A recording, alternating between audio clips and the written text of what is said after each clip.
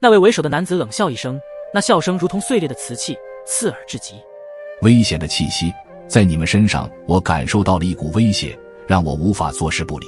而且你说的也没错，在这里的确有我要的东西，你们也别想夺走。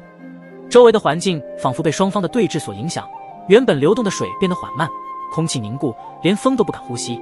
这里还有什么宝物？萧炎不慌不忙地问道。按照他所知，能够让万毒榜排名第3的是梦一族，都对这宝物产生兴趣的，只有那些关于毒素的东西了。这里有什么宝物关你们什么关系？而且即便你们知道这里的宝物，但是你们又不修炼毒道，这东西对你们毫无意义，反而还会适得其反，后悔莫及。那位为首的男子并没有隐瞒，反而这样一说，以为能够让萧炎他们有着直接放弃的念头。然而他的算盘打得并非如他愿。是吗？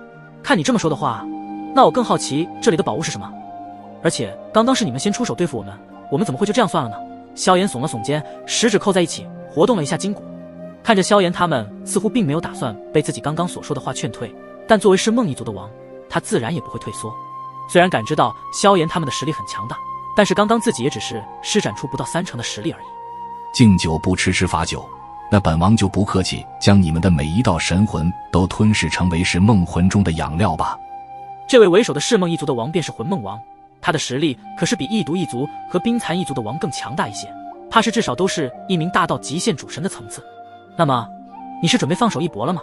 萧炎的声音中没有丝毫的恐惧，反而充满了对强敌的挑战。魂梦王的眼神变得锐利，仿佛能穿透人心的利刃，即便是寻常的大道巅峰主神站在他的面前，怕是都已经受到不小的压迫感。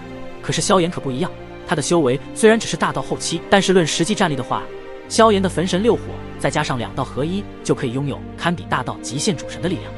放手一搏怕是不需要，你们的实力虽然强大，可是在本王面前，一切都是我是梦魂中的养料而已。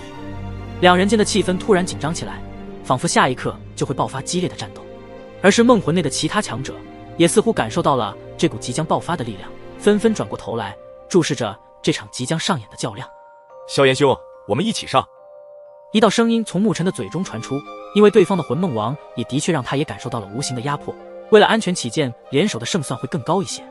然而萧炎却是非常的自信，而他的自信也从来不会出错，不会去打没有把握的战斗。沐尘，你和盘龙前辈保护好大家，这魂梦王交给我一人足矣。萧炎给了沐尘和盘龙前辈一眼自信的眼神。既然萧炎都这么说了，沐尘也不再说什么，他认识萧炎兄也不是1天2天了，而且对于修炼毒道的对手，萧炎兄的火道刚好克制毒道。萧炎的目光如炬，眼中喷薄而出的绚丽火芒仿佛携带着焚天灭地的力量，向着魂梦王猛扑而去。空气因为这股炙热的气息而变得扭曲，连周围的景物都要被点燃。夭夭、苏佑威、五瑶、小龙与韩吞吞几人站在一旁，面露凝重，却无一丝恐慌。他们深知萧炎的实力，即便面对强敌，他也有扭转乾坤的能力，这也是他们对萧炎的认知。魂梦王面对这突如其来的攻击，却是神色不变，他的手掌轻轻一抬，体内的气势顿时攀升至极致。那是一种令人窒息的恐怖气息，仿佛大道的威严在他身上得到了最完美、最极限的体现。随着魂梦王的气势高涨，一股无形的力量直接将萧炎的热浪压制了下去，让其犹如落入冰窟，一时间难以动弹。